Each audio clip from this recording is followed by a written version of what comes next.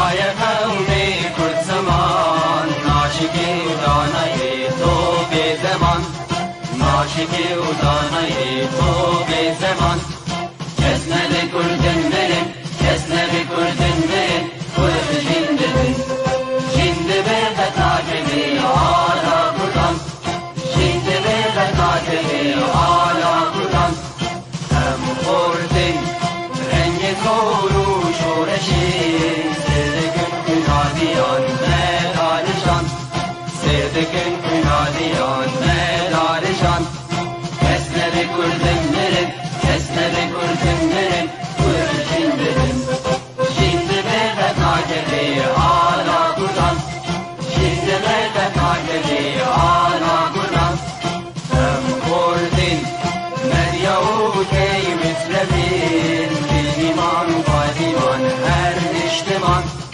ایمان و پادیمان کرد و کردستان کس نده کردن برن کس نده کردن برن کرد جنددن جنده به قطاعه آلا کردن جنده به قطاعه آلا کردن لاوی کرد را گوی سرفی و شیطان بابا خوی نفسی بکن تاجی جیهان بابا خوی نفسی بکن تاجی جیهان کس نده کردن برن کس نده کردن برن کرد جنددن جنده به قطاعه آلا کردن جنده به قطاعه آلا کردن کردنون کرد حاضر و آمادنه جان فدانه جان فدا هر جان فدا جان فدانه جان فدا هر جان فدا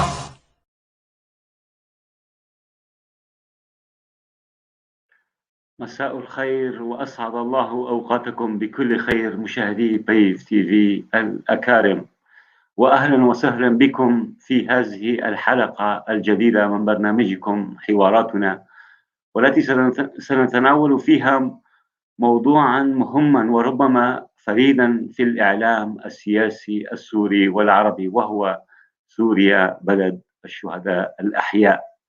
والمقصود بالشهداء هنا يا أحبائي الأفاضل ليس من الناحية الدينية والتي مصيرهم في علم الغيب الذي يعلمه الله تعالى وحده فقط، وإنما نقصد بالشهداء سواء من فقد حياته الدنيوية لأجل الوطن أو تعرض أو وما زال يتعرض لكل أنواع الإجرام والتعذيب النفسي والجسدي بغية قتله أو إركاعه لإرادة الحاكم الشيطان كبشار الأسد السوري، ولكن بإرادة الله الأقوى لم يفقدوا حياتهم ولا مبادئهم الإنسانية والنضالية الوطنية، وهم غالبية الشعب السوري الذين إما خاضعون بسجون العصابة البعثية الأسدية أو مشرد بين نازح ولاجئ ويتذوقون أفظع آلام الهجرة لضياع الوطن. أولئك باختصار شديد يطلق عليهم أو يسمون بالشهداء الأحياء، والتي بهم وحدها تحتل سوريا الصدارة بالدرجة الأولى بعد أن أصبحت بكل مناحي الحياة الأخرى في المرتبة الأخيرة عالميا وبامتياز. ذلك كله سنناقشه مع ضيفينا الشهيدين الحيين وأطال الله بأعمارهما، وهما الشهيد الحي المناضل مصدق عاشور، وهو سياسي وشاعر كبير ديري الأصل وحلب المولد ولازقية الإقامة وشيوعي المبادئ ولاجئ سياسي في لندن منذ أواخر الثمانينيات من القرن المنصرم. أهلا وسهلا بكم أستاذنا وشاعرنا الكبير الأستاذ مصدق، نورتنا. أهلا وسهلا فيك، شكرا على المقدمة، لأنه نحن تعودنا أن نكون دائما شهداء أحياء، نقدم للوطن الكثير. تمام. ونرى أن هذه التقدمة قليلة بحق الوطن. لأن باختصار شديد في إحدى المناسبات قلت لأحد المسؤولين السوريين أنا مطلبي بسيط جدا. أنا أريد أن أشبع معدتي وأقف على قدمي وأنظف شارع بيتي بحب وإخلاص كما أحب زوجتي وأطفالي. تماما.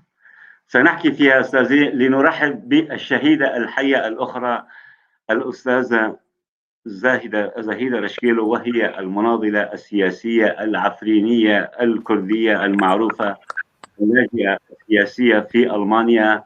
أهلا وسهلا بك أخوة زاهدة، وأطال الله في عمرك، نورتينا. مساء الخير، مساء الخير للجميع، مساء الخير سوريا، مساء الخير لأبناء الأبناء المخيمات، مساء الخير للعفرين، مساء الخير لجميع المدن المنكوبة في سوريا. أنحني أمام بطولات الشهداء وشفاء للجرحى، وتحياتي إلى الجميع الصامدين في المخيمات وسوريا جميعا. ومساء الخير لك ولكل أحرار سوريا وأحرار العالم، ولزملائنا وزميلاتنا من وراء الستار بالكنترول، الأستاذ عبد الباقي الحسيني، الأستاذة يسرى، والأستاذ سيبان شيخي.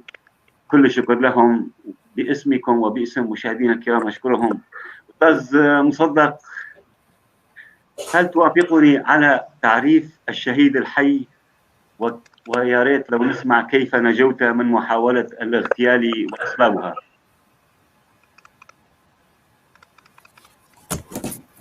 دائما نحن نتعود أن الشهداء ليسوا مصيرهم الذهاب إلى العالم الآخر، لكن الشهيد يبقى حي كي يقدم عبرة للآخرين، كي يكون مدرسة للآخرين، كي يكون جزء من التجربة الحياتية للمستقبل، كي يعلم الأجيال القادمة أن الحق يعلى ولا يعلى عليه.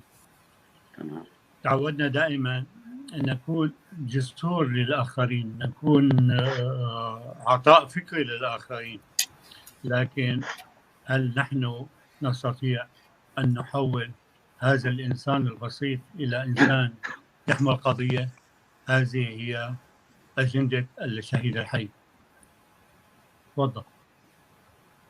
يا ريت لو نعرف كيف صارت محاولة اغتيال ولماذا، شو أسباب محاولة تعرضك لمحاولة الاغتيال؟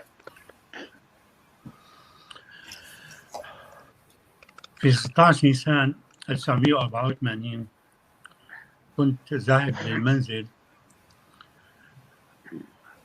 لكن شاءت أجهزة أمن أن تقوم بمحاولة اغتيالي بواسطة سيارة مرسيدس تابعة للمخابرات العسكرية، وكان السبب أنني كما يقولون أنني أنتمي إلى رابطة العمل الشيوعي. في تلك الفترة كانت هناك الكثير من التصفيات الجسدية بواسطة حوادث سيارات، بواسطة موتورات، بواسطة الإخفاء القسري، لكن تلك المحاولة في تلك الليلة أبعدتني عن الساحة السياسية لمدة 6 أشهر وبل لسنوات. ولم يكتفوا بأنهم حاولوا قتلي، بل عملوا على زرع صفيحة بلاتين ملوثة بجرثومة الغرغرينة في ساقي.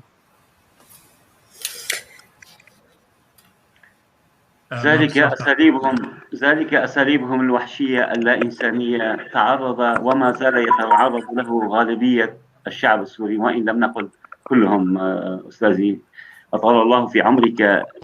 بس وبعدها تحولت إلى لاجئ، انتقلت من سوريا إلى لندن. يا عزيزي، الحياة صغيرة، الدنيا صغيرة. أنا أعمل هنا لسوريا، ولندن بالنسبة لي هي عبارة عن مرحلة، ليست موطن بقاء.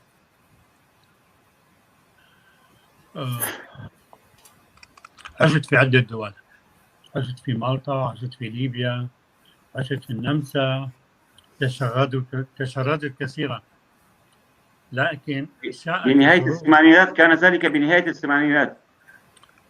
نعم، في نهاية الثمانينات وفي نهاية التسعينات. قدمت لبريطانيا عام 1997 13 كانون ثاني 1997 بصفة لاجئ سياسي. لكن أنا أعتبر هذه مرحلة، نحن نعد للعودة إلى الوطن، ليس مكاني هنا، مكاني في الوطن. يجب أن نتحد ونعمل سويا من أجل العودة إلى الوطن وإقصاء هذه الطغمة الحاكمة، هذه الطغمة الدكتاتورية التي عملت على سلب إرادة وحرية وكرامة المواطن السوري. ولكن ليست وحدها، هناك قوى خارجية ساهمت في الموضوع وقوى إقليمية ساهمت في الموضوع.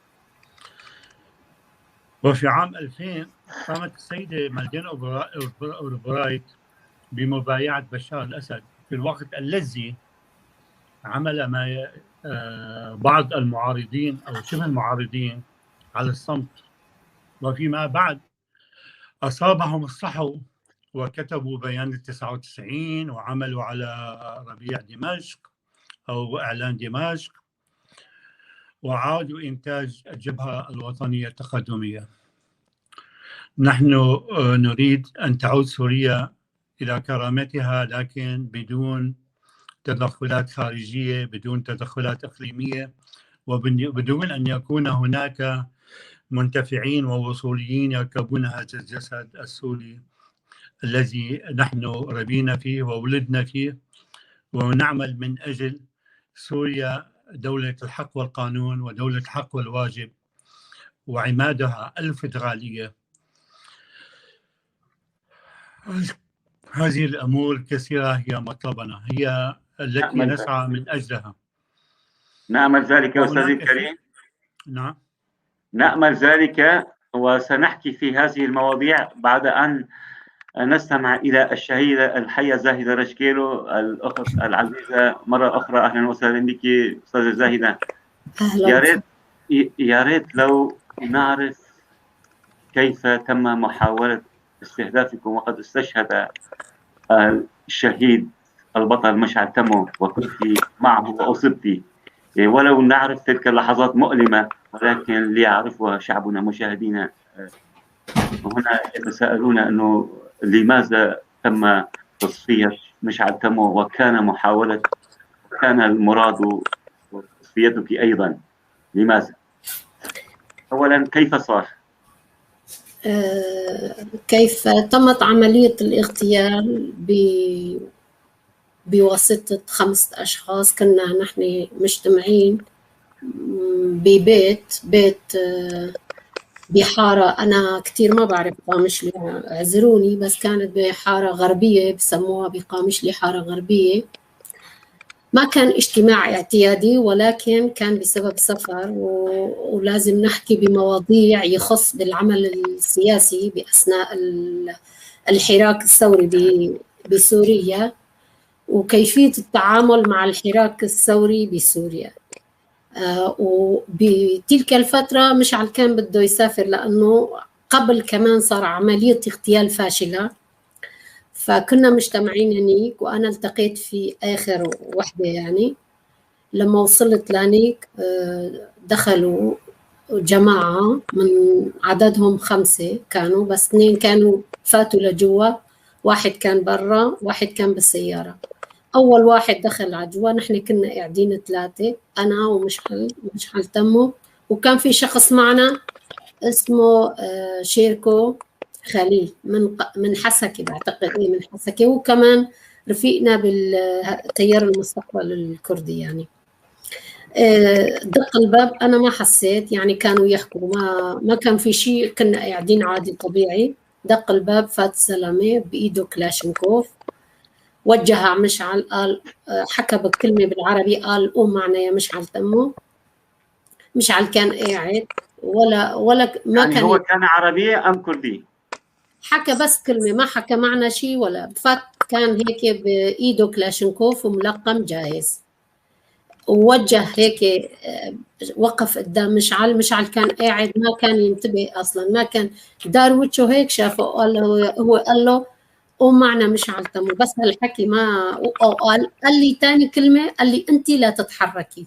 لا مو قال لي انا، قال لي للشخص انت لا تتحرك. وبس انا كنت واقفه قدامه وهو كان واقف قدامنا نحن اثنين. قالوا لهالشخص انت لا تتحرك، وهالكلمتين انا سمعتهم بالعربي، ما حكى شيء يعني، وقوصنا يعني كالعاده، يعني مو جاي يحكي معنا ولا جاي يجتمع معنا، جاي بمهمه بامر من النظام السوري وحلفائه بالمنطقه، جاي عمليه التصفيه اغتيال يعني. واللي كانوا معه حكوا شيء بالكردي؟ لا ما حكى. بعدين انا وقت قاومته ومشعل كان قاعد وانا كنت بقاوم يعني، وقفت قدامه وقوصني وانا ما هربت، قوصني طلقه وانا كنت واقفه قدامه هيك. دخل واحد ثاني، انا ما قدرت اقاوم التنتين، والزلمه كان قاعد الثاني وما حكى معنا ولا كلمه، بس هالكلمتين قال له لهداك الزلمه انت لا تتحرك، وانا ومشعل وصار قوص اول وحده علي، انا ما هربت، ثاني وحده قوصوا على المشعل، اول وحده قوصوا على المشعل وانا كنت واقفه قدامه ما خليت، رميت بنفسي وقال لي لهداك انت لا تتحرك، ومسكني هيك قرب مسكني وحط كلاشوكوف على الفخذ وقوصني مره وانا ما هربت يعني، رجعت وقفت قدام مشعل وقاومته. فات الزلمه الثاني من الباب وانا ما قدرت عليه، اجى الثاني قوصني وهداك قوص المشعل، وقعنا على الارض، انا ما وعيت على حالي الا انا بالمشفى وصوت صراخ وعياط. وعرفتي مين اسعفكم للمشفى؟ لا بعدين عرفتي؟ لا انا ما كنت بوعي يعني. لا بعدين يعني عرفتي مين كان اللي اسعفوكم؟ مين عرف انه؟ لا والله انا ما بعرف، جماعه بيتصلوا معي بيقولوا انا بس انا هيك اشخاص مو معروفين يعني، جيران اشخاص عاديين اجوا اخذونا على المشفى. مره ما بعرف شاب بيت نفس البيت كان مقابل بيت اللي صار عمليه اغتيال، اتصل فيني قال لي امي بتسلم عليكي وانا اللي اخذتك، وامي من هذاك الفتره امي مريضه، لانه شافكم انتم اثنيناتكم كنتم مرميين جنب بعض، انا ومشعل كان ظهري بصدر مشعل يعني هيك لانه كنا جنب. ورفيقكم الثالث اللي معكم انصاب؟ لا رفيقنا هو وقت دخل قال له انت لا تتحرك. وانا بعتقد العمليه ما كان صدفه يعني، انا موجوده ما كانت صدفه. انا وقت مشعل دخل على السجن اتصل فيني اول مكالمه، قال لي زاهده انا اعطيت اسمك انه انت مسؤوله تيار المستقبل بحسكه واسمك موجود، بلكي يطلبوكي على التحقيق. قلت له ما في مشكله يعني. قال لي انت من المؤسسين التيار ونحن اصحاب المشروع. قلت له ما في مشكله. قال لي بلكي يطلبوكي. قلت له ليش هي اول مره بيطلبوني؟ انا كل شهر عندي صرت زائره بالامن السياسي والامن العسكري والامن الجوي والامن وهكذا يعني، حياتي كله انا قضيت. هي مو كانت صدفه ولا انا اشتغلت قد مشعل يعني، لي تاريخ وانا مارست العمل السياسي بأواسط الثمانينات، وهي ما كانت أول محاولة.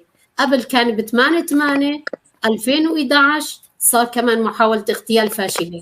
نحن كمان كنا أنا وهو كمان كنا بنفس السيارة، وكان يقود نفس الشخص معنا ابنه مارسيل، وكمان كان عندنا اجتماع وأنا كنت جاي من حلب بنفس التوقيت. اتصل فيني قال لي تعي على البيت مشان أنا وأنتي نروح. وهداك الوقت كمان شو قصدك بنفس الشخص؟ نفس الشخص اللي كان معكم من رفاقكم يعني؟ لا قصدي على المارسيل ابنه يعني. كان مارسيل. ايه لا انا يعني نفس الاشخاص مرتين. ما كان صدفه، ما كان تواجدي هنيك صدفه. انا مارست العمل السياسي وكان اسمي موجود وانا كنت بشتغل علني، ما مو سري يعني. وهي صار محاولتين نحن كنا مع بعض. وقت بعد السجن طلبوني تحقيق. قال لي شو وين كان مشعل، شو كان بده يروح، وين كنتوا تجتمعوا، أسئلة يعني أسئلة. مرات طلبوني على التحقيق من أجل العمل. لما أنا كنت مع الحزب الياكيتي كنت يعني يطالبوني بالتحقيق الأمن السياسي والأمن العسكري والأمن الجوي كالعادة يعني. تمام. هذا مو جديد على النظام السوري، هذا مو جديد على النظام السوري.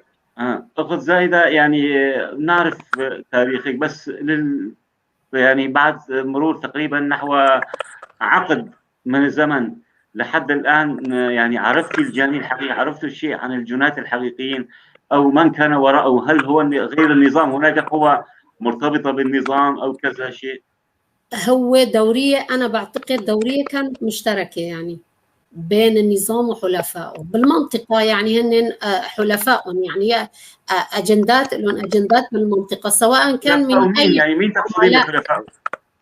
يعني مثلا نحن كان خلافنا مع ببداية الثورة كانوا مع الأبوجية، يعني ما هذاك الوقت صار بيناتنا يعني مع قيادة، مع قيادة، مع الأشخاص. أول مرة اجوا شباب أنا ما بعرف اسمهم، يعني اجوا اعتذروا انه نحن ما كان، لانه باول عمليه بعتقد كان يعرف مشعل مين هذول، انا ما بعرف يعني.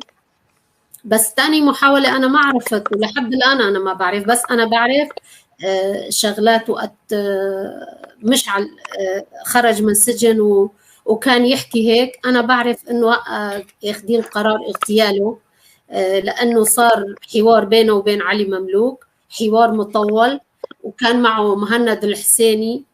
مهند الحسيني هذا ناشط حقوقي، اثنيناتهم كانوا بالفرع الامن الجوي بحلب بدمشق. علي مملوك كان يحاور معه على اساس حوار.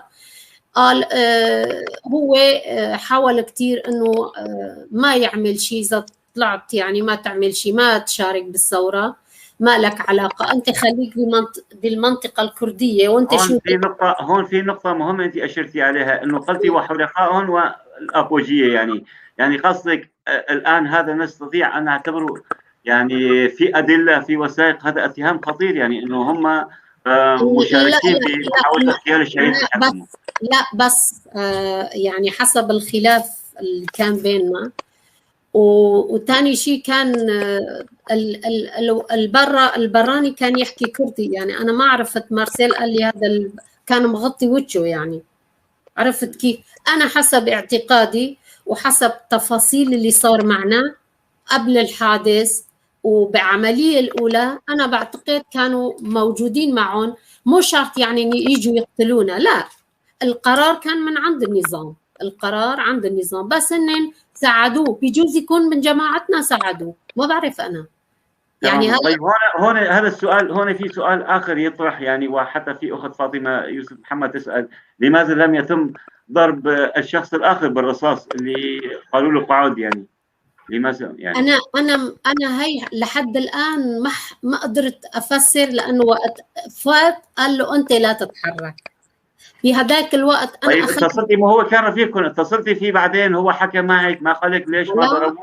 اجى لعنا، قلت له انا اجى لعندي زارني كذا مره، قلت له بس انا شفت يعني طلقتين على مشعل وطلقتين علي، بس العالم عم بيحكوا انه وجوات البيت قال 18 طلقه، انا ما شفت غير طلقتين. قال لي انت وقت وقعتي على الارض وانا ما انتبهت، وقت هيك انا حسيت انه مشعل استشهد.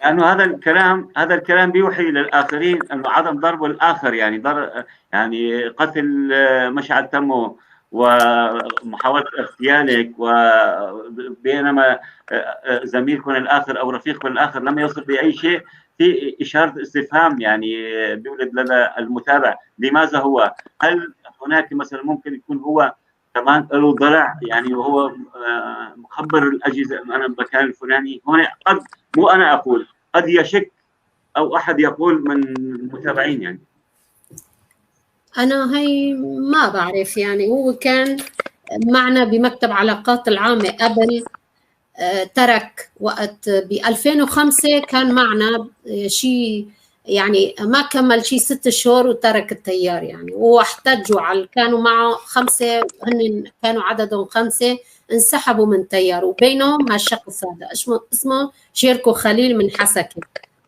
نحكي فيه بعد اسمه شيركو خليل من حسكة. بعد ما صار الحراك الثوري وطلع مشعل، أنا تفاجأت إنه هو موجود معنا بالمكتب علاقات العامة. ما بعرف، أنا ما بعرف، ما بعرف يعني. تماما. الله يحمي الجميع.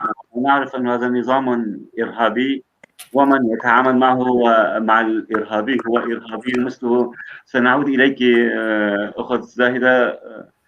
شاعرنا الكبير أستاذ مصدق، أنا تابعت لقاء لك مع BBC بعد أيام من انطلاق الثورة السورية، وكنت من القلائل جدا جدا ذكرت في بداية الثورة أنه لا حل للأزمة السورية، للوضع السوري، إلا بإسقاط النظام، برحيل العائلة الأسدية.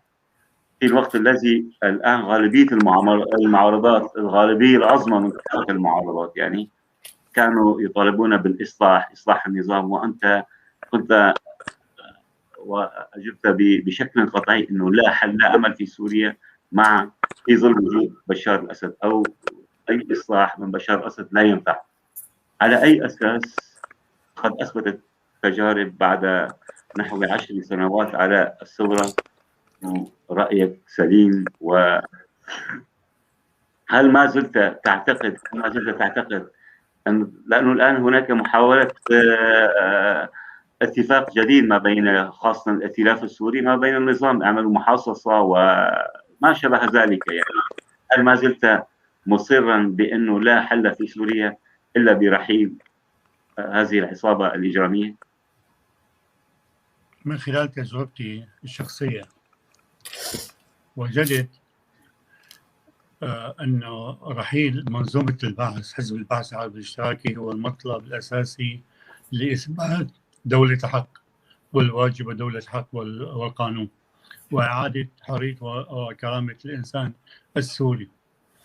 من خلال تجربتي عندما كنت صغير، كان هناك حوارات مع صلاح جديد وإبراهيم ماخوذ ومجموعته، ما يطلق عليه مجموعة 23 شباط. كان يطالبون بإقامة جبهة وطنية تقدمية. كان هؤلاء يردون أن دخول حزب البعث العربي الاشتراكي هو الجبهة الوطنية التقدمية.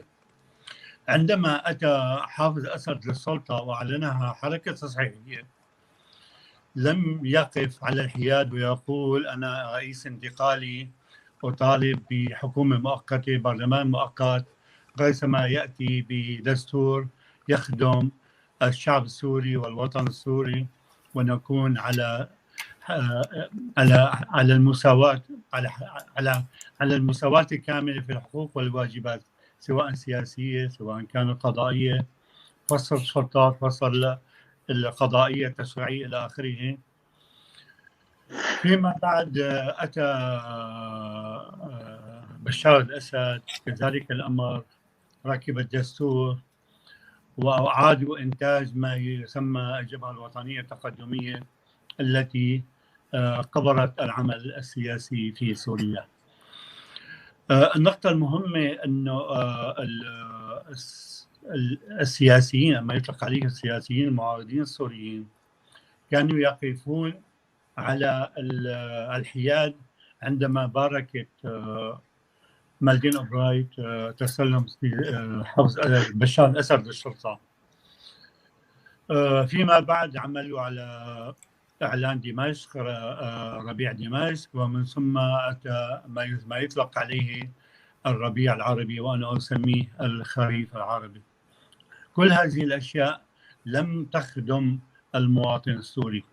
الذي يخدم المواطن السوري أن يكون هناك فترة انتقالية لا دور فيها لبشار الأسد ومنظومة حزب البعث العربي الاشتراكي، ولا ما يطلق عليه الائتلاف لقوى الثورة والمعارضة، والذي أتى نتيجة الدعم الخارجي سواء محلي سواء على الصعيد الأوروبي. رحيل النظام هو مطلب أساسي لإقامة دولة الحق والواجب ودولة الحق والقانون ولا مفر من ذلك. في 2008 كنت في مجلس اللوردات وكان موجود اللورد أحمد. قلت له: سيدي اللورد أحمد، حملني أحد المواطنين السوريين رسالة لك تقول: متى ترفعون الغطاء السياسي والدبلوماسي عن بشار الأسد؟ وفي إحدى المرات وبوجود رضوان الزيادي وجهاد مقدسي في معهد شتم هاوس للدراسات الاستراتيجية التابع لوزارة الخارجية البريطانية ولجهات أمنية معينة، قلت: هذا النظام وصل إلى مصلحة، وصل لمرحلة يصعب إصلاحه عليه الرحيل. أنا أؤكد أن البديل الحقيقي هو رحيل بشار الأسد ومنظومته ومنظومة ما يطلق عليه معارضة حالية، والتي راكبها الكثير من الانتهازيين والوصوليين، ولن نذكر الأسماء. تفضل.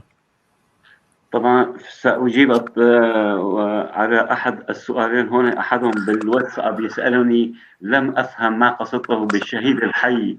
يقول: ما يحيرني الشهيد الحي باختصار هو كل من عارض النظام السوري أو وطالب بمقاومات كرامته الإنسانية والوطنية في سوريا ولم يحد عنها رغم كل الظروف ومحاولات الاغتيال.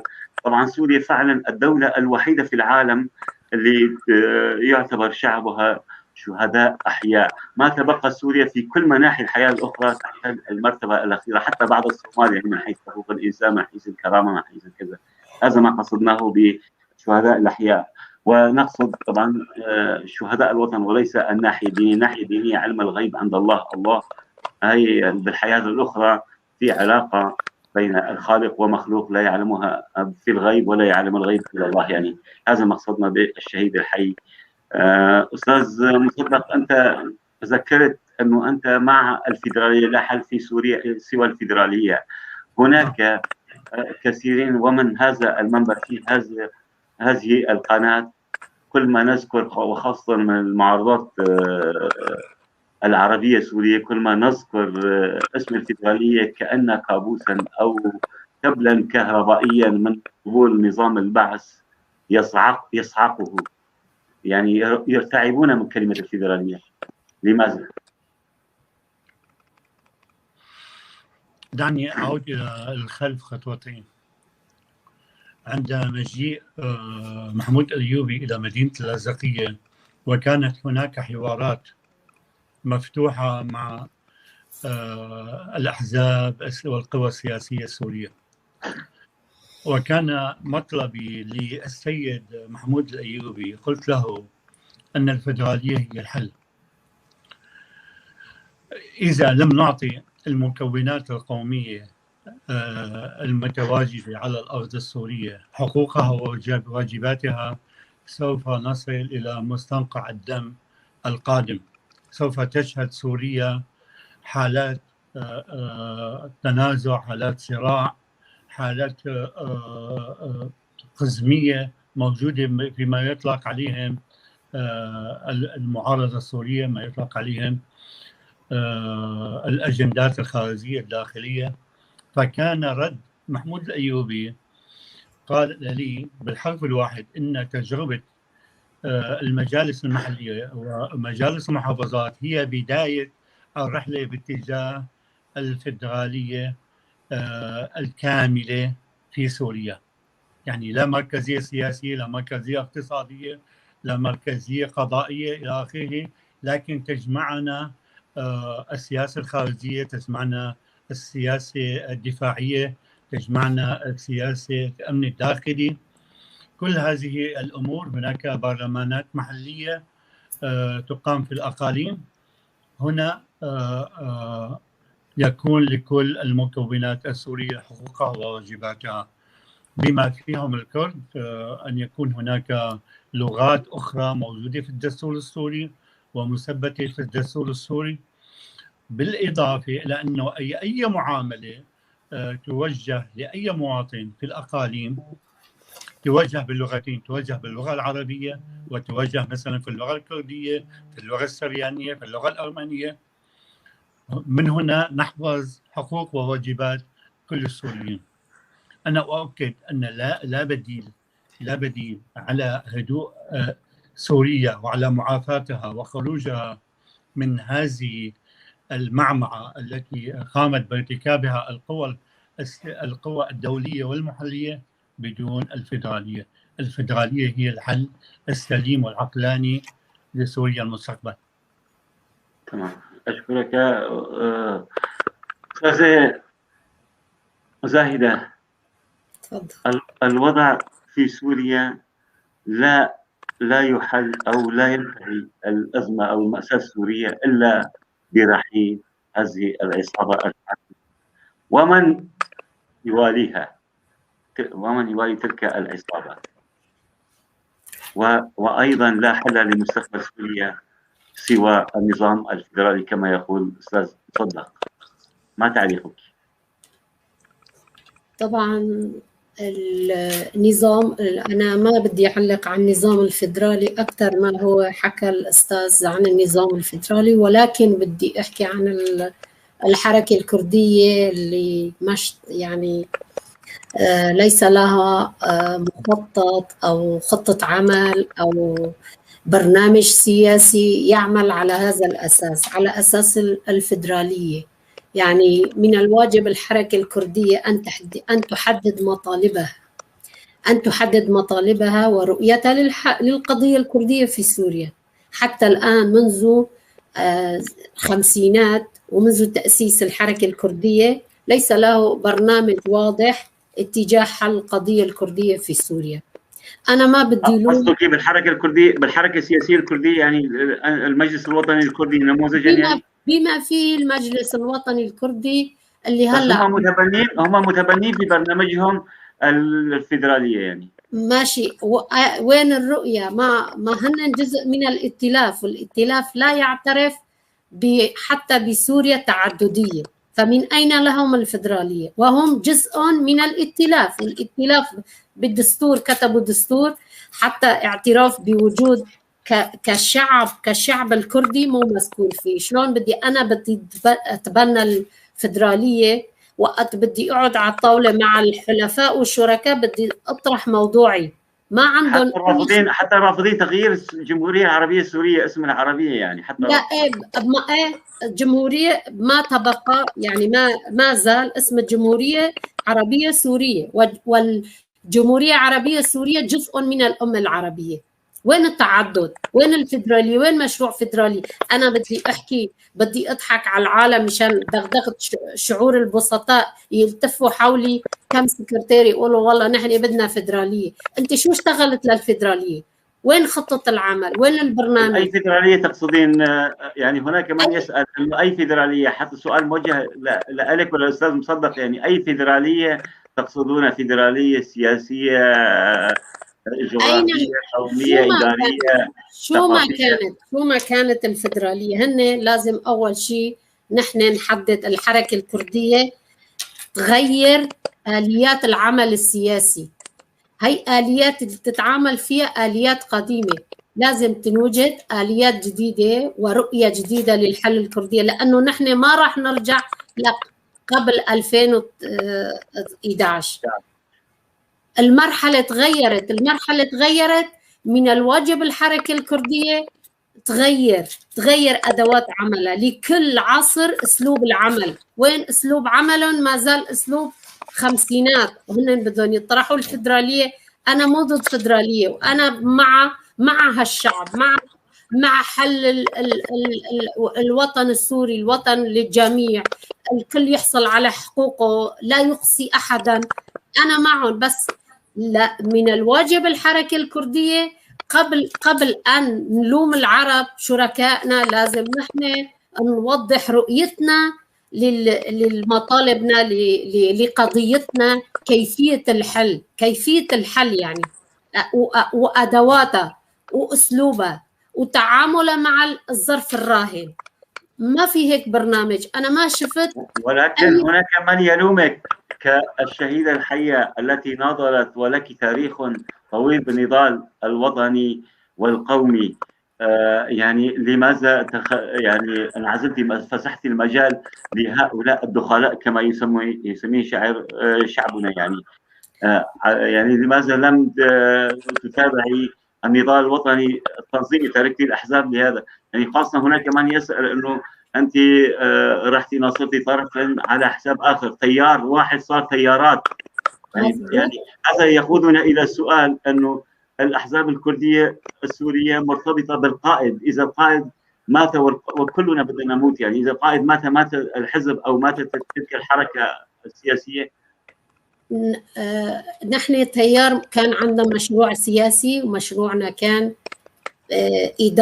إدارة مؤسساتية جماعية، ما كان في سكرتير، ما كان في شخص الأول، كان مجموعة مكتب علاقات، وكل ضمن المكتب العلاقات كان في مشعل، وأنا كنت بمكتب العلاقات.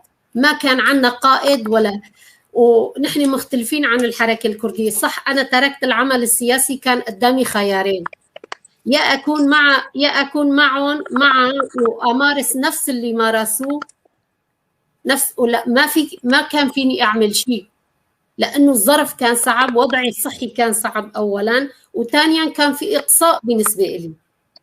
تمام. هون في أخ محمد نوح بيسألك أنت عم تقولي إنه كتبتوا الدستور، وين كتبتوا الدستور؟ وين كتبتوا يعني؟ دستور شو؟ أنا ما حكيت عن دستور. يعني في هون يعني محمد نوح بيقول زهيدة تقول كتبوا دستور، أين كتبوا الدستور يعني؟ أنت قصدي على الدستور السوري، الدستور اللي كتبوه هيئة التفاوض.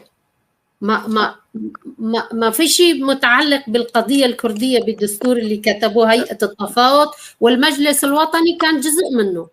حاول رفيقهم بالمجلس الوطني بجنيف مشان يثبت وجود كرد موجودين ولا لا. هذا الوفد المجلس الكردي اللي حضر الدستور راح يثبت وجود الكرد بعد كل هالتضحيات، ولا راح مشان يحصل المكاسب، ولا هو جزء من الحالة السياسية السورية؟ بس رفاقك في قسم من رفاقك الآن بالمجلس الوطني يعني وأعضاء بالائتلاف. مزبوط. أنا ضد. أنا أولا أنا ابنة عفرين، وأنا إلي شرف شاركت بالثورة، وكانت ثورة مباركة ونظيفة، وأنا كان إلي أمال كبير تعلق، يعني أمال كبير تأملنا من هالثورة، بس اجت المعارضة شوهت الثورة وهلا اللي بمارسوه بعفرين. أنا ما فيني، أنا كنت موقعي كتير صعب، لأنه أنا كعفرينية كيف تقيمي أداء القوى السياسية الكردية عامة، وخاصة المجلس الكردي الوطني الكردي اللي هو عضو في الائتلاف، والائتلاف بالاسم يقود عفرين على أساس؟ دور شو؟ دور مجلس الوطني، أعضاء المجلس الوطني لا يسمح لهم بالدخول إلى العفرين. كنت بتمنى هن يقودوا عفرين، بس ما قدروا يفوتوا على عفرين، ما استلموا عفرين. نحن حاربنا أبوجية، العالم عم تترحم على البشار وأبوجية من وراء الممارسات والموبقات اللي بيمارسوها بعفرين، ما خلوا شيء وما مارسوه من اختطاف. وفي سارقاني وجريسبي كمان، وفي سارقاني وجريسبي في جميع المناطق الكردية والسورية على أساس المحررة. أنا كنت بتمنى من المعارضة العربية واللي ضحيناه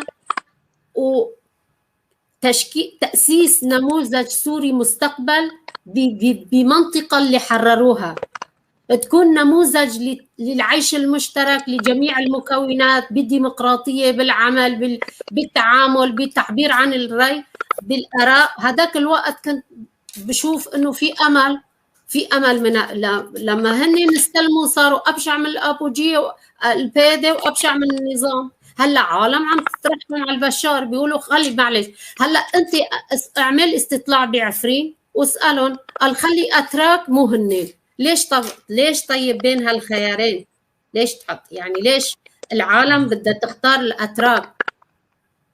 ليش؟ من كتر الممارسات اللي بيمارسوها. اخي سليمان، استاذ مصدق، هنا السؤال مهم متعلق بهذا الموضوع. يعني فعلا أصبح المواطن السوري لا حول ولا قوة له، أصبح مجبرا ما بين الاختيار بين مجرم وإرهابي. المجرم العصابة الأسدية المجرمة اللي خلفت إرهابيين، ولدت إرهابيين اللي متمثلة بالمعارضات، وخاصة الائتلاف اللا وطني السوري أو الائتلاف الأردوغاني كما يسمى، كما يسموه شعبنا يعني.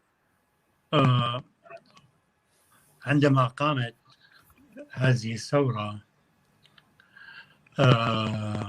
قبل ما تقوم الثورة بأشهر، كنا ندعو لمظاهرات في أمام السفارة السورية في لندن.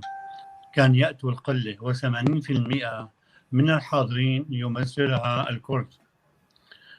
ومنذ بدء وجودي في لندن حتى 2011 كانت قلة قليلة تأتي إلى المظاهرات، لكن فجأة تخرج الثورة، ما يطلق عليها الثورة السورية، ويأتي الجميع أمام السفارة السورية. ومن سوء حظ هؤلاء المرتزقة أنه قامت مظاهرة من شارع اسمه إجوى رود، الذي يوجد فيه أغلبية عربية وكردية. قامت هذه المظاهرة من إجوى رود أمام السفارة السورية بحماية الأجهزة الأمنية البريطانية، وتحمل نفس أعلام داعش التي حارب تحتها ما يطلق عليها الداعشيون. تأتي إلي أحد المواطنات، بعتقد إما باكستانية وهندية، وتقول لي: يا سيد، أنا تعاقدت معهم على الساعة ب10 باوند، أنا اشتغلت معهم 4 ساعات، أعطوني 8 ساعتين.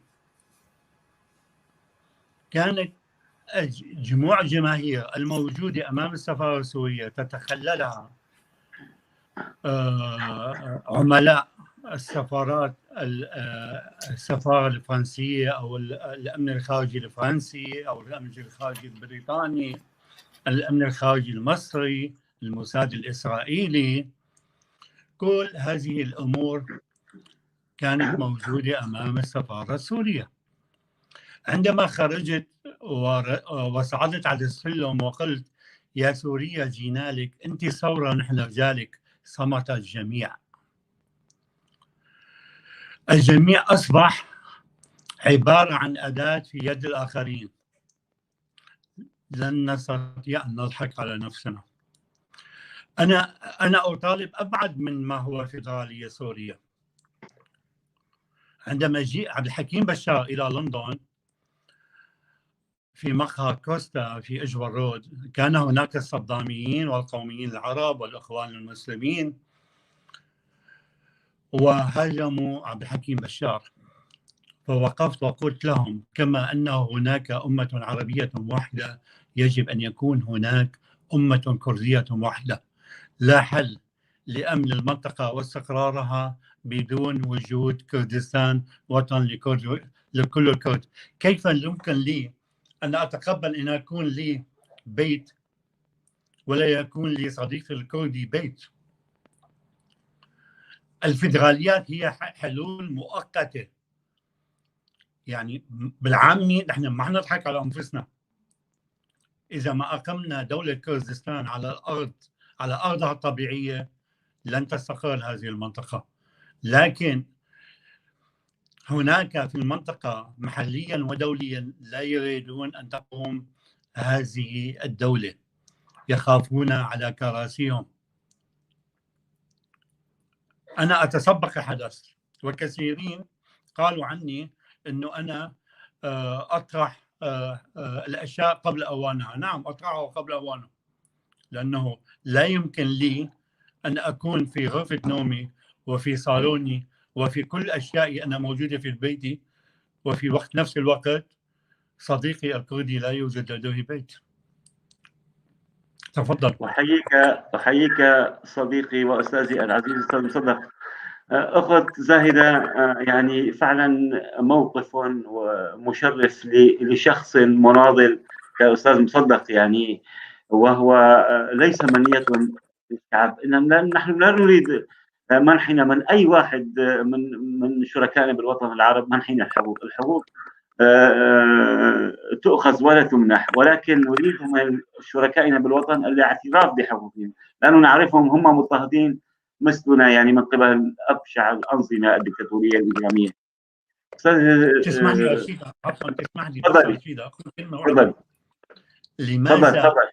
لماذا المجلس الوطني الكردي يتغافل عن اللغة الكردية في الائتلاف؟ لماذا لم يطالب المجلس الكردي باللغة الكردية كلغة رسمية في الائتلاف الوطني قوى الثوار والمعارضة؟ وعدا سأنقله للمسؤولين بالمجلس الوطني في الحلقة القادمة. سيكون أحد قيادات المجلس إن شاء الله هنا يعني، وسنوجه له هذا السؤال يعني، وننقله. أكيد يسمعوننا الآن ونتمنى أن يجيبوا هذا السؤال. سأطرحه على أستاذة زهيدة. لماذا الكرد خائفين يعني يطالبوا وحينما يطالبون بالفيدرالية كان طلب يعني من الحقوق الأساسية اللي ركزوا عليها عند تأسيس المجلس الوطني الكردي الفيدرالية. الآن يحاولون مهادنة لرغبات الائتلاف باللامركزية وعبارات مشابهة أخرى، يعني فعلا عبارات خجولة. لماذا الكردي الرسمي، لا أقصد المواطن، الشعب دائما مع حق تغيير مصيره، لماذا القيادة السياسية الكردية الراهنة في سوريا خجولة وضعيفة بالمطالبة بحقوقها؟ وقد ذكر أستاذ مصدق المجلس الوطني الكردي، لماذا لا يطالب الائتلاف أن يتحدث بلغته؟ برأيك لماذا؟ صوت أستاذ زهيرة، صوت صامت عندك. المجلس الوطني السوري انحرف عن مساره اللي أسس المجلس الوطني الكردي المجلس الوطني الكردي انحرف عن المسار والمطالب الكردية. ما عندهم أي مشروع لما يحضروا مع الائتلاف. حتى الآن 4 سنوات من كتابة الدستور، وكنا كل العالم تسألهم شو هو يعني شو موجود بند اللي متعلق بالكرد، بيقولوا هيك عملنا وهيك عملنا، يعني التفاف على الجماهير وشعارات لدغدغة المشاعر. تفوت على الفيسبوك، المجلس الوطني عندهم مشروع قومي وبيطرحوا فيدرالية وبدهم يأسسوا دولة. وسيد حكيم بشار وقت كان بلندن وحكى ما بعرف وين بجنيف، حكى قال اذا انا ما جبت بفدراليه مع احترام مع حفظنا نحترم كل الشخصيات ولكن بدون ذكر اسم الشخصيات. ماشي اوكي، بس هو وعد عن الوعد الحرب دين، وهو ممثل يمثل الشعب مو يمثل حاله. اذا بده انا هلا ما فيني احكي ذلك كونه ليس هنا ولا احد من المجلس هنا ليدافع عنه. انا معك بكل شيء، ولكن كونه السيد حكيم بشار غير موجود ولا احد من ممثلي حزبه موجودين، فنتمنى عدم ذكر الاسماء. تفضلي. المجلس الوطني مطالبهم خجوله، موجودين بالائتلاف كل الممارسات بتقلي بتحاكيني بفدراليه.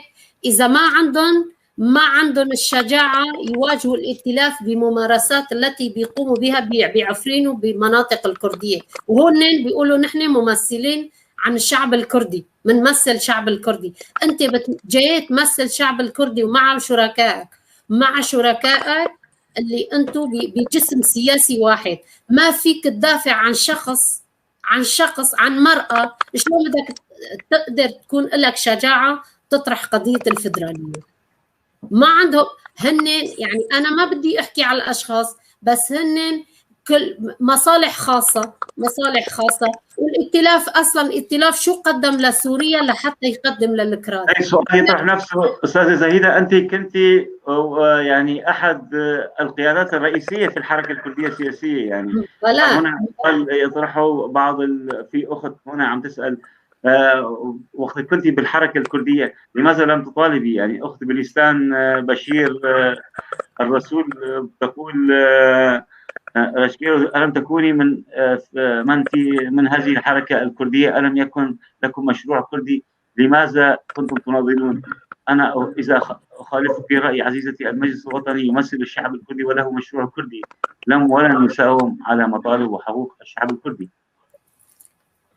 نتمنى ذلك، نتمنى. وفعلا أنا لي فخر كنت من جزءا من هالحركة، بس أنا ما كنت قيادية ولا رحت على جنيف ولا قعدت مع المعارضة ولا بالمحاصصات. أنا قصدي كبرنامج سياسي لحزبكم لتيار المستقبل لكذا، أنتم يعني ما مشروعكم كان يعني المقصد مشروع أنا قبل ما كنت بتيار المستقبل الكردي. نحن أسسنا تيار المستقبل الكردي بعد 2004 بعد ما تغازل الحركة قدام مطالب الشباب اللي كانوا بالشارع. بعد الانتفاضة الكردية شامخة بعد 12 آذار.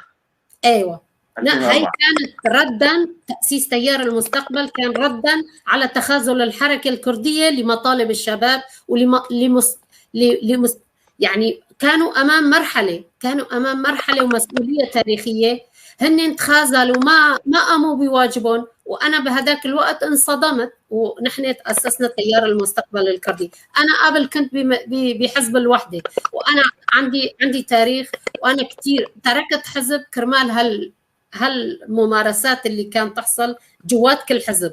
أنا أكثر من مرة تعرضت لكافة الأشكال الضغوطات، بكافة الضغوطات الأمنية، بأنه نحن ما كنا نقدر نعمل شيء. يعني أنا كنت من أنا كنت بحزب الياكيتي بتسكر أنا ما بعرف.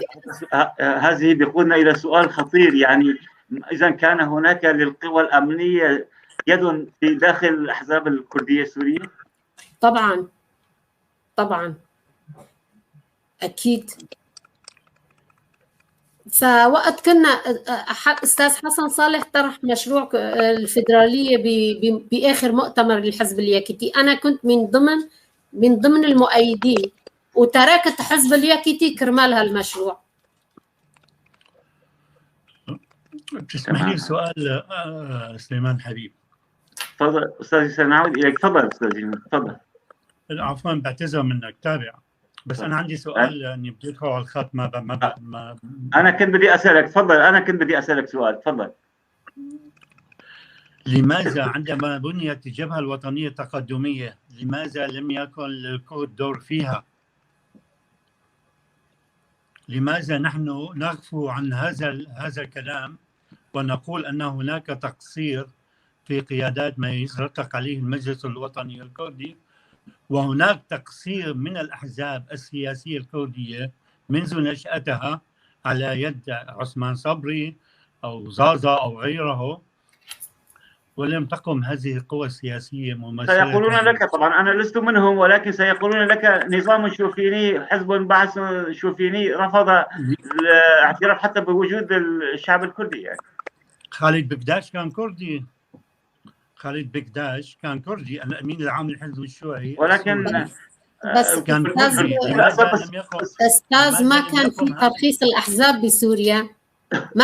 ترخيص الأحزاب بسوريا، ما كان يقبلوها كحركة كحزب كردي، كان يقبلوها أنت تسمي حزب مثل ما كان موجود يعني هلأ فيك ما بعرف بأين دورة دخل 5 أعضاء صاروا بمجلس الشعب من الحركة الكردية، بس ما كانوا باسم الأحزاب، كانوا باسم المستقلين، لأنه النظام ما كان يرضى، ما كان يقبل. وأنت بدك تكون موجود بالجبهة، لما بدك تكون موجود بالجبهة كحزب كردي، أنت ما لك دور مثل ما كان الجبهة. أنا وقت شفت قال لي شلون بتقولوا ما في ديمقراطية. أنا بإحدى المرات كنت بالتحقيق بالأمن السياسي، والضابط بعد تحقيق ضابط طلبني على الغرفة، وكان تلفزيون شغال، قال لي يا ست زاهدة بتقولي ما في ديمقراطية بسوريا، وليكو الجبهة الوطنية اجتمعت وهن فيهم مجموعة أحزاب. أنا هل هاي الأحزاب الكردية ما كان يعترفوا بوجودنا حتى، وكانوا أحزاب لما يعتقل شخص كردي نظام كان يتهمه انتماء إلى جمعية سرية.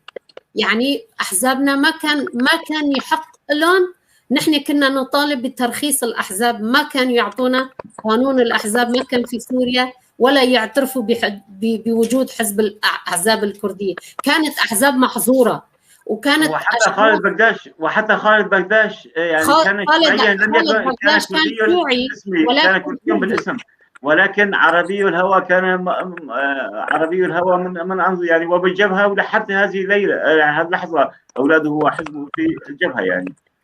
أستاذ مصدق سليمان حبيب، بس آخر كلمة.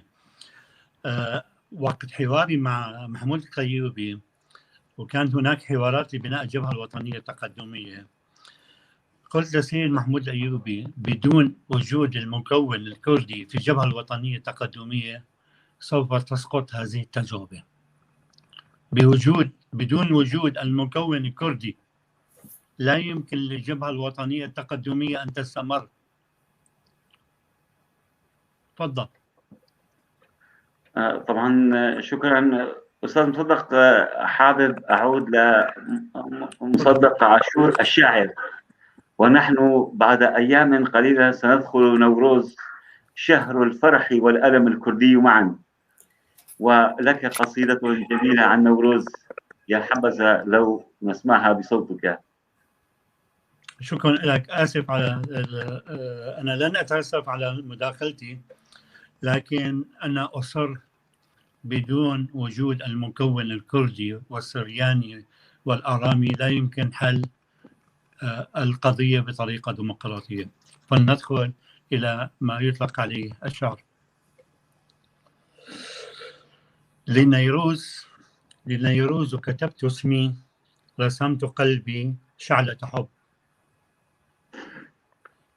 للنيروز كتبت اسمي، رسمت قلبي شعلة حب.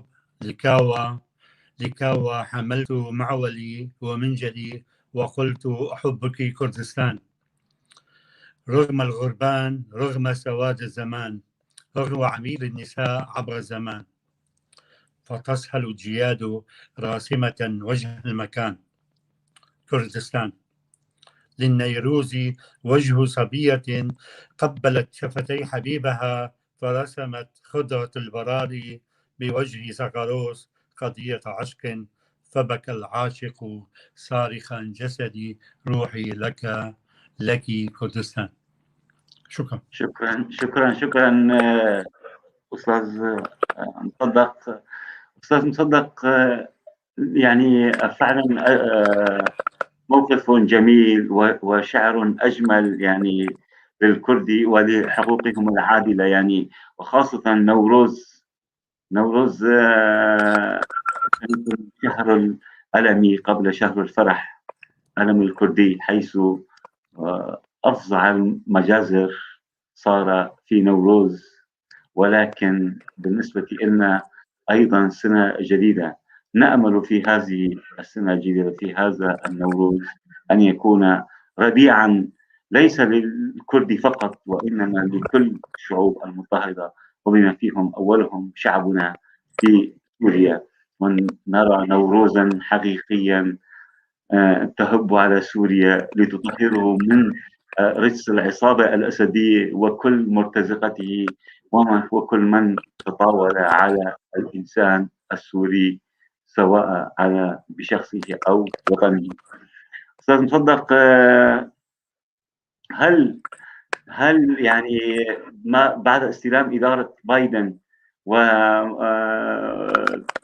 ترى أن هناك سيكون موقف أمريكي مغاير معاكس لموقف ترامب يعني، وسنكون في نهاية 21 أمام كما يروج إعلاميا أمام نهاية العصابة الأسدية في سوريا؟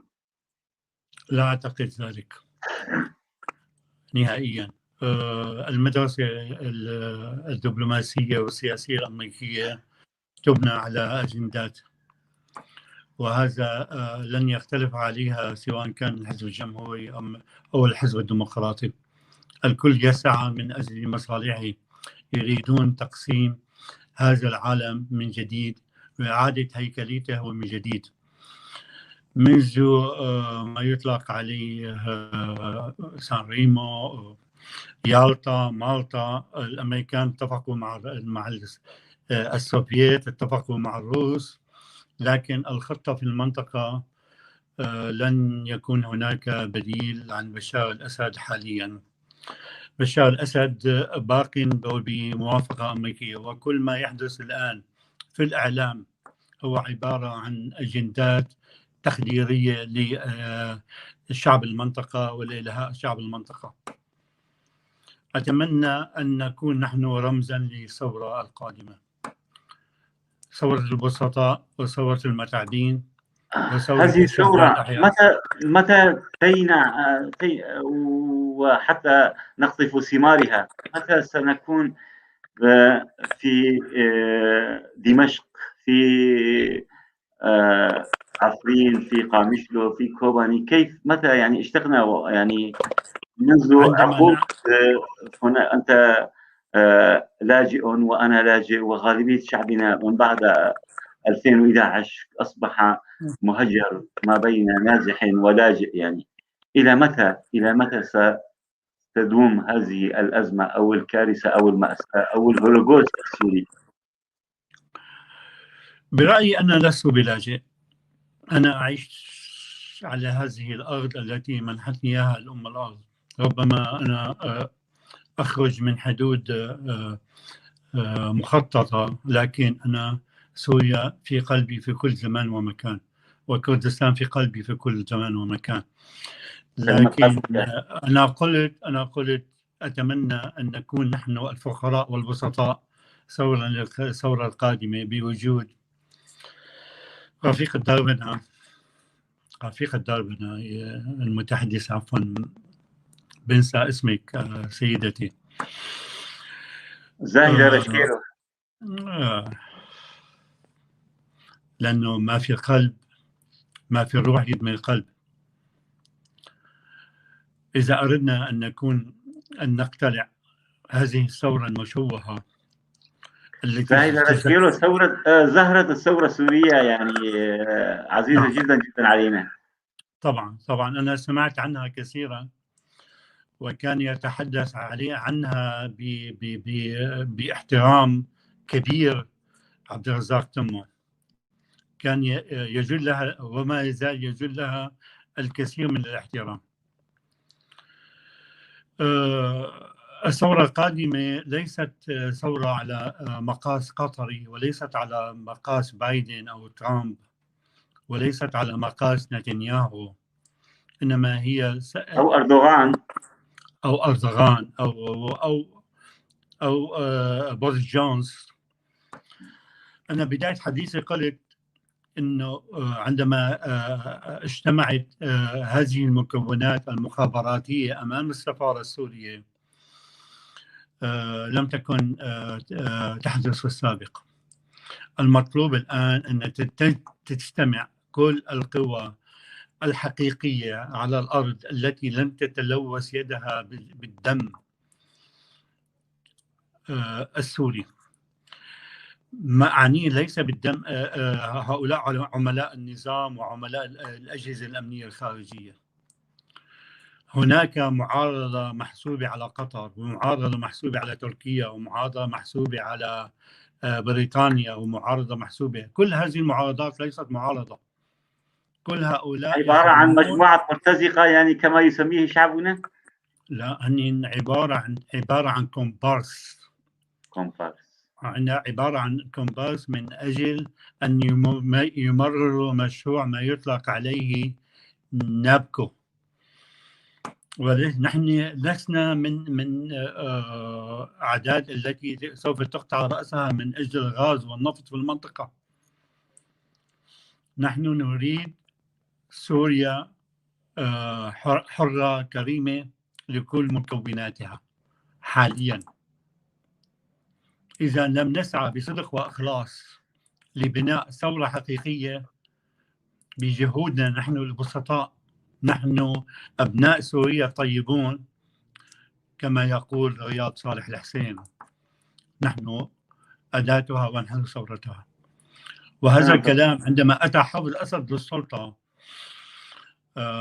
في بداية السبعينات، وكان هناك معرض لفنانين تشكيليين. هناك أخ جيفارا معه يقول: عن أي ثورة تتحدث؟ الثورة التي ولدت المرتزقة والعصابات، أم ثورة الأسد على حماية المقاومة والممانعة، أم ثورة الروس الذين اشتروا كل سوريا، أم ثورة الأتراك الذين يغتصبون الأرض بأيادي كردية وعربية، أم ثورة الفقيه أصحاب المشانق؟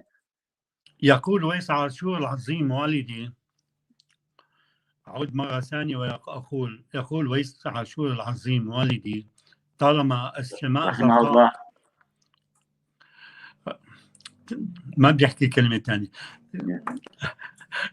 طالما الشمس زرقاء وطالما هناك أناس طيبين سوف تستمر هذه الثورة، لن يقبض علينا أحد. طالما قلبه مصدق عاشور ينبض بهذه الروح، طالما قلبه مصدق عاشور ينبض بهذا الروح، كل ثقة سننتصر ولازم أن ننتصر. سؤالي لأستاذة زهيدة، في مقولة للقائد الخالد الملا مصطفى البرزاني يقول: لا أخشى على الثورة، يعني نجاح الثورة وانتصارها، ولكن أخشى أن لا يكون للثوار مكان في الوطن الذي ننشده ونعمل لأجل بنائه. فعلا أنا طبعا هناك من يقول أنه لماذا أنت لم تسمح للأستاذة زاهدة بذكر الأسماء. غايتنا ليس ذكر الأسماء، ولا لا أنا ولا الأستاذة زاهدة، نحن لا نروج أو نعظم من شأن هذا أو نقلل من شأن ذاك، وإنما غايتنا إيصال الفكرة وتوضيحها. يعني أستاذة زاهدة، فعلا الحديث عن الحركة السياسية الكردية السورية حديث مؤلم، أفظع من آلام المأساة السورية.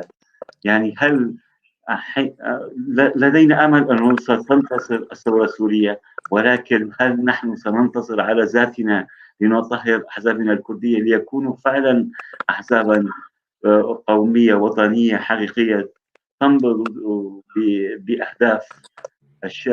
بأهداف بقلوب الشعب ليحقق لهم أمانيهم؟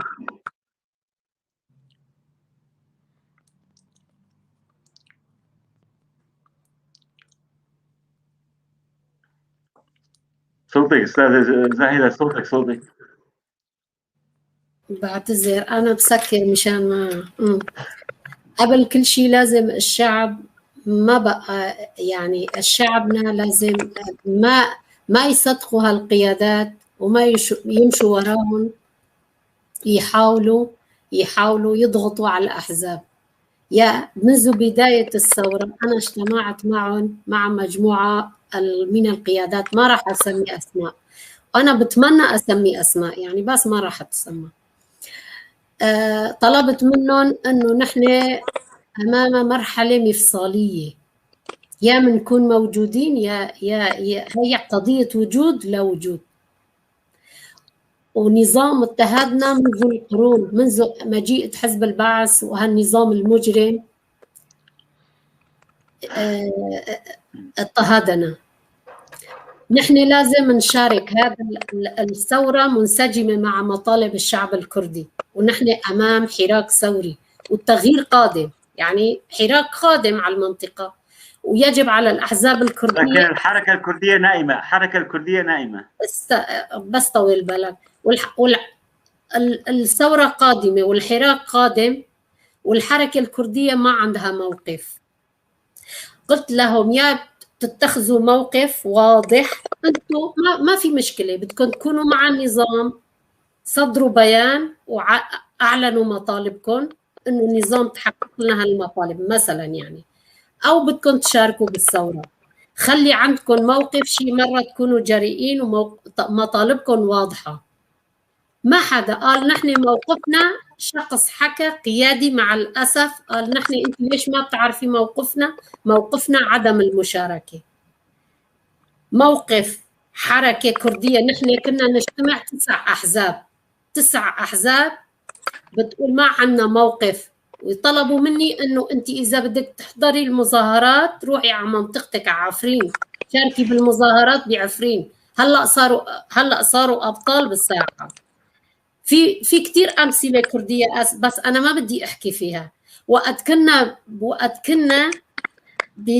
بموقف مطلوب منا ان نعطي يعني نصدر شيء موقف، نكون بالمشهد السياسي، والزمام المبادره لازم يكون زمام المبادره الثوره بايد الكراد، بايد الكرد، لازم هن يقوموا بالثوره قبل العرب.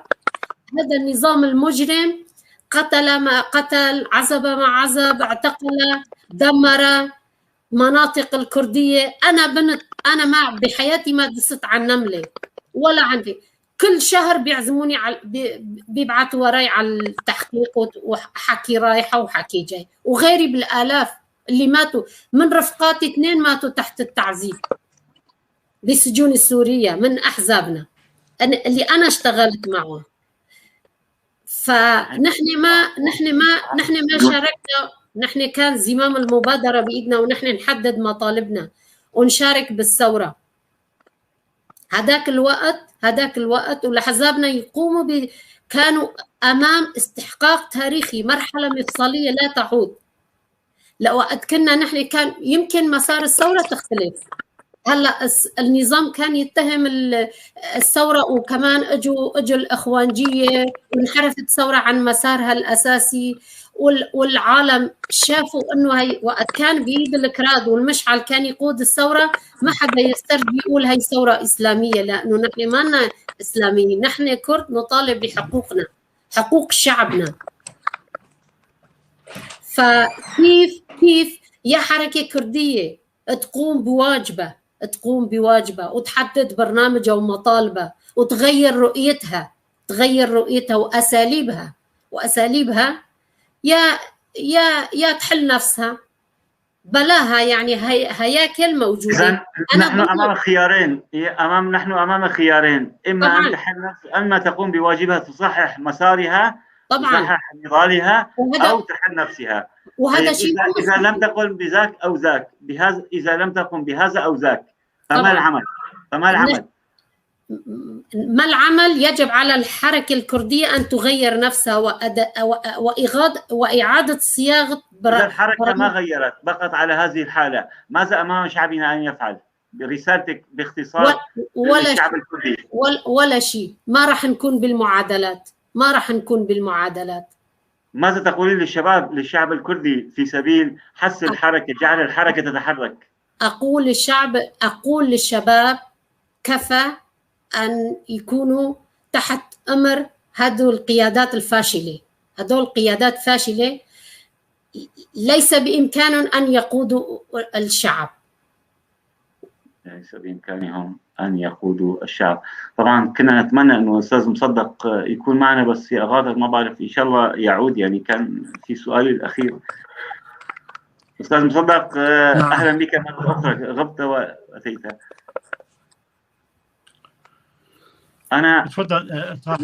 تفضل. أنا سؤالي الأخير، وصلنا طبعا إلى نهاية البرنامج. لك قصائد كثيرة عن المناضلين، عن الأحرار وعن الكرد. في لك قصيدة عن كردستان، ما بعرف نختمها بقصيدة منك، سواء عن كردستان، أي قصيدة تختارها أنت يعني.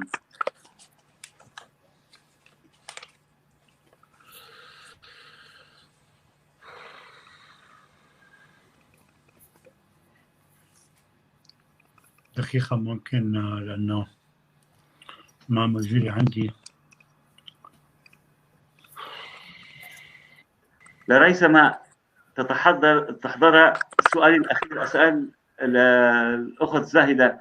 أخت زاهدة، يعني باختصار، بكلمة أخيرة، ماذا تقولين لشعبنا الكردي والكردستاني بشكل عام والكردي السوري لكي تضغط على هذه الحركة التي أداؤها لا يعجب لا صديق ولا عدو؟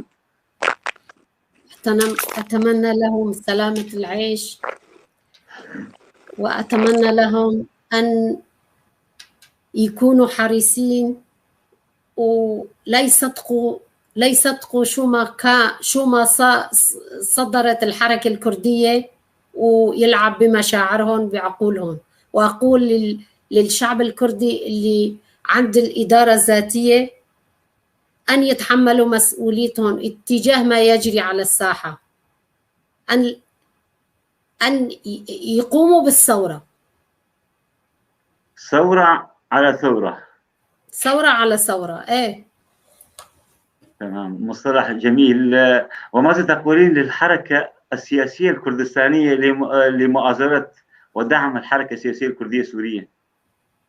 ماذا تطلبين من الأخ مسعود برزاني كنموذج وفي الأجزاء الأخرى من كردستان في شمال؟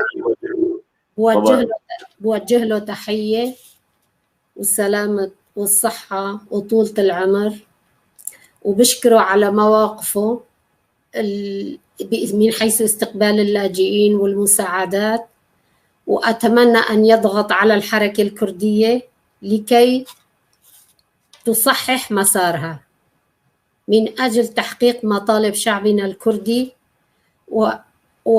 هي فترة، هي مرحلة تاريخية لا تعود، وهو أدرى أكثر مني، ويضغط على القيادات الكردية، وأتمنى أن يستبدلها بقيادات شابة. تمام. وماذا تقولين لقنديل وPKK كي يكفوا تدخل في الشأن؟ عليهم أن يرحلوا إلى ساحات الكردستان التركية أوسع من قنديل ومن ساحات سوريا، ونحن نتضامن معهم ونشد على أيديهم إذا كانوا رجال وشجعان أن ينقلوا كفاحهم شو ما يكون أسلوب نضالهم. نحن مو ضدهم.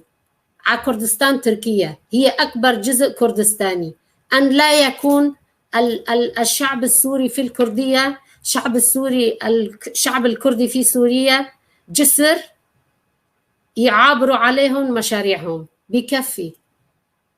كفي. ونحن نشكرك جدا جدا أستاذ مصدق، حتى مرة أخرى، والعود الأكرم، ولو نختمها بقصيدة جميلة منك. يا عزيزي، أنا بعتذر، ماني يعني ما كنت جاهز، لأنه عندي قصيدة عن شركة بكاس. رحمه الله صديقي، كان المرحوم صديقا عزيزا لي. نعم. لم أكتبها على طرف، لأنه أنا لست بتقني، لا يوجد لدي أي تقنية عالية في عالم الإنترنت، لذلك أنا أعتذر اليوم عن تقديم أي عمل يخص كردستان ويخص الكلمات الطيبة التي تخرج من شعرائها ومن مثقفيها. ونحن نشكرك. كلمة أخيرة أستاذي الكريم توجهها لكل الشعب السوري بكل مكوناته، ماذا تقول؟ هل نحن على أمل جميل وقريب؟